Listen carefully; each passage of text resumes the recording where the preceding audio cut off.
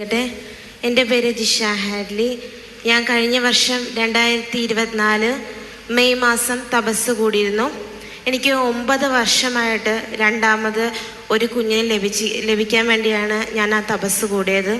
അപ്പോൾ കൗൺസിലിംഗ് നടത്തിയപ്പോൾ ബ്രദർ പറഞ്ഞു, എനിക്ക് 3 മാസത്തിനകം ഞാൻ രണ്ടാമത് പ്രഗ്നൻ്റ് ആകും, അത് ഒരു പെൺകുഞ്ഞ് തന്നെ ആയിരിക്കുമെന്ന് പറഞ്ഞു. അപ്പം ഞാനത് മതാനുസമർച്ച് വിശ്വസിച്ചു. കാര്യം അയ്യമ്മസമ്മയുടെ നടയിൽ ഞാൻ അത്രത്തോളം കരഞ്ഞുകൊണ്ടാണ് വന്നത്. അപ്പോൾ ഞാൻ വീട്ടിലേക്ക് പോയി. ജൂലൈ മാസത്തിൽ ഞാൻ പ്രഗ്നൻ്റായി.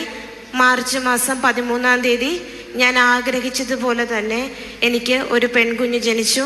ജോഅന്ന മരിയ ഫ്രാൻസിസ് എന്ന് അവൾക്ക് പേര് നൽകി. അയ്യമ്മസമ്മ എനിക്ക് തന്ന അനുഗ്രഹങ്ങൾക്ക് നന്ദിയോട് സ്തോത്രം. ആരോഗ്യവതിയായിട്ട് എൻ്റെ മകൾ ഇപ്പോൾ എൻ്റെ കൂടെ ഉണ്ട്. അവളെ ചോറൂട്ടിക്കാൻ വേണ്ടിയാണ് അമ്മയുടെ നടയിലേക്ക് ഞാൻ വന്നത്. സങ്കീർത്തനം 127:3 കർത്താവിൻ്റെ ദാനമാണ് മക്കൾ, ഉദരഫലം ഒരു സമ്മാനവും. അവർ ആഗ്രഹിച്ച് പ്രാർത്ഥിച്ചൊരുങ്ങി ലഭിച്ചു.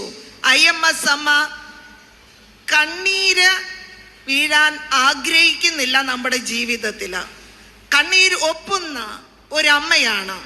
കണ്ണീരൊന്ന് ഒപ്പുന്ന അയ്യമ്മസമ്മയുടെ നടയിൽ വന്ന് പ്രാർത്ഥിച്ചതിൻ്റെ ഫലമായിട്ട് അവർക്കൊരു കുഞ്ഞിനെ നൽകി അനുഗ്രഹിച്ചു. സർവശക്തനായ ദൈവം പരിശുദ്ധ അമ്മയിലൂടെ പ്രവർത്തിച്ച ഈ വലിയ അനുഗ്രഹത്തെ ഓർത്തുകൊണ്ട് നമുക്ക് ഒന്നു ചേർന്ന് സ്തുതിക്കാം. ഇത്തരുണത്തില് ഗർഭവതിയാകാതെ വിഷമിക്കുന്ന അനേകം മക്കളുണ്ട്, ഒരു കുഞ്ഞിന് വേണ്ടി ദാഹിക്കുന്നവര്. അവരെ ഈ നിമിഷം ഓർത്തുകൊണ്ടും നമുക്ക് സ്തുതിക്കാം. യേശുവേ നന്ദി, യേശുവേ സ്തുതി, യേശുവേ മഹത്വം, യേശുവേ ആരാധന.